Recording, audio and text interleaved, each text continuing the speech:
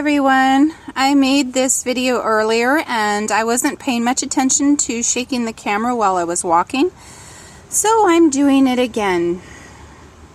And I did an update earlier, and I feel that I should just say that, you know, there's no way for me to adjust the lighting on these, and I just look like what I look like, and it's all very,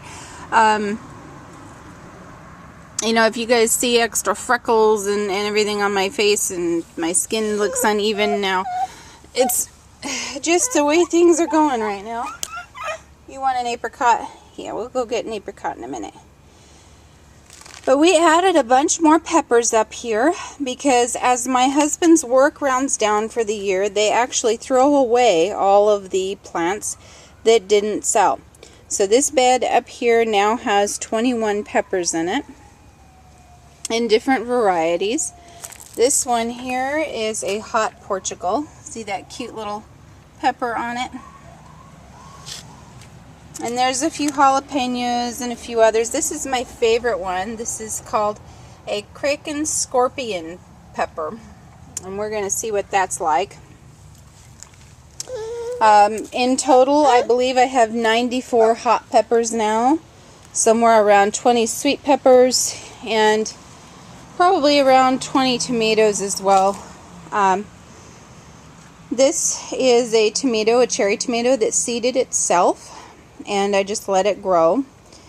And then there's some lettuce in there that Una has not yet picked. The onions that I had up here, the cat dug up.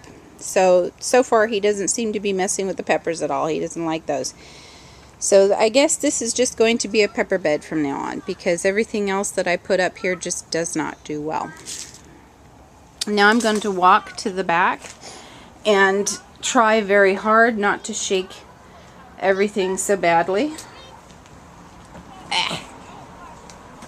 I had to pick up my phone just in case Mark calls.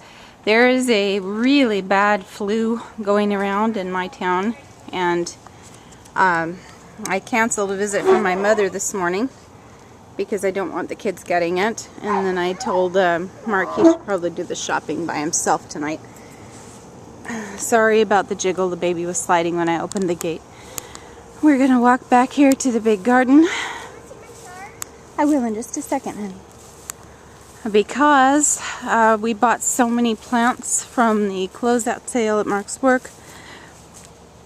They're 50 cents a piece before they trash them all. So since we bought all these plants, we had to till up out here and put them out here.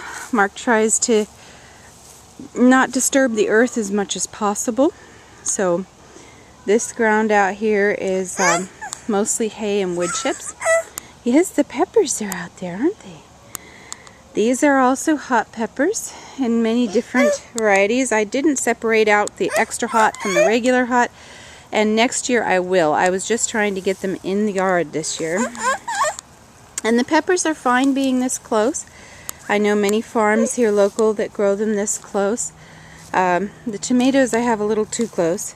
There's a bunch of little, I believe those are habaneros, I don't remember, or something of the sort. There's a couple of zucchinis over there, and these are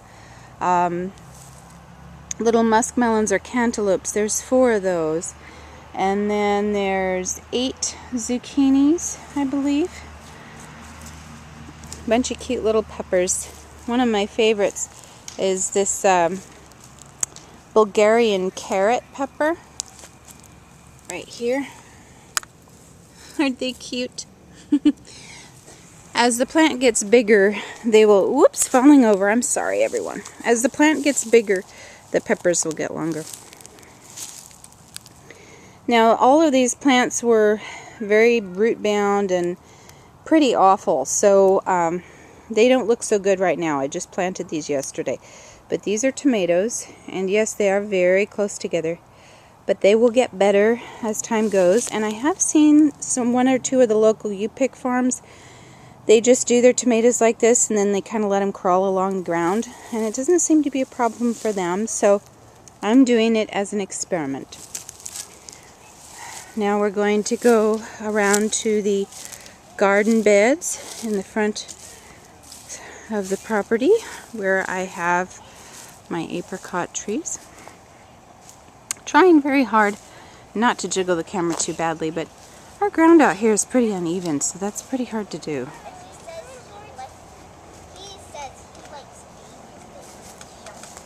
Lavender, what was it you wanted to show me?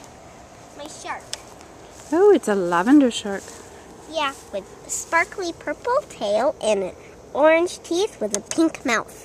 That's very interesting. And this one's my pretty one. I like that one. I like the blue. No way I'm ever saying that. From the red that was red named George, and this is it made purple stripes. He also has a baby sister that's right here crawling on the table. I see. That sounds She's like fun. She's playing Invisible Friends. Yes, I heard that. Yes, we'll go get you an apricot, Una. Ooh. These are the tomatoes that I showed you guys before. They're doing pretty well. And I did look up from my zone, and they said that it was okay to plant them this late. Just kind of worries me a little. River came out and picked almost all the tomatoes, but there's a tomato right there that she missed. There's a few cherry tomatoes in here that she missed. And we will have more as the year goes on. And these will get taller. I just mulched them and put a bunch of extra calcium in there. Calcium by way of oyster shell. It keeps the end rot off of them. These are the sweet peppers, all of which I planted yesterday.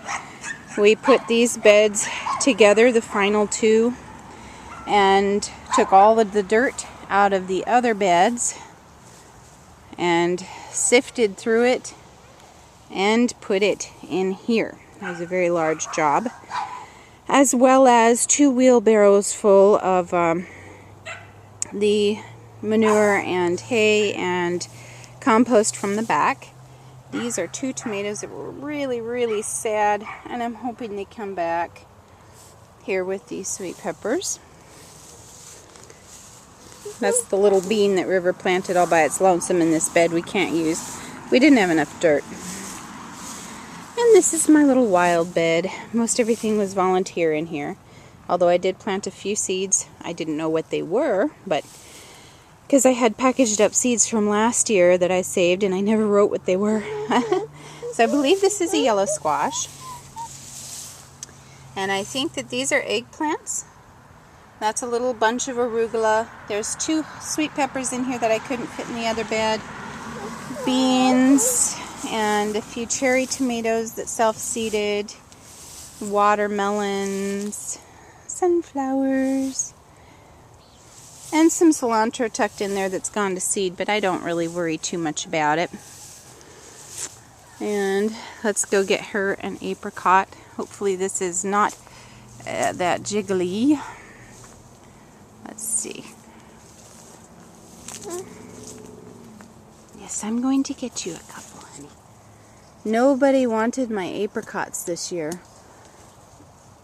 Usually I spend a good 3, here honey, this one. Usually I spend a good 3 or 4 weeks in July and sometimes into August picking apricots and selling them. And this year nobody wanted any. So my apricot trees, I don't know if you guys can see that, but they're covered in apricots. I've got very old heritage trees. These are really old trees. And they're very tall, although we've trimmed them quite a bit back. And they usually produce around 400 to 500 pounds of apricots. This year I'd say it's closer to 2, which is a good thing since most of them are going to waste. These are little cabbages. Don't know if they'll ever make heads. I usually don't get cabbage heads. We just end up eating the leaves, which isn't a problem. I don't mind. The strawberries again that lasted from last year. And my basil. And I believe that that is radish, horseradish. But I'm not absolutely sure. I have to do a little bit more investigating. And then over here, that's a little blackberry, a thornless blackberry that we planted 2-3 years ago. And the chickens completely destroyed it, so it just grew back. Anyway, guys, that is my quick garden walkthrough and what I have been doing for the past. Those PVC poles will be secured with a second set of clamps. Just right now it's just kind of sitting there because we just moved it.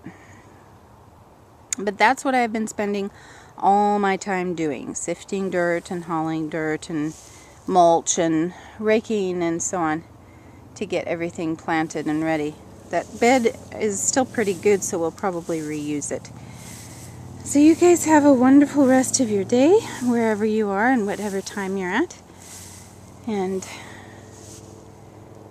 namaste. I will talk to you next time. Bye.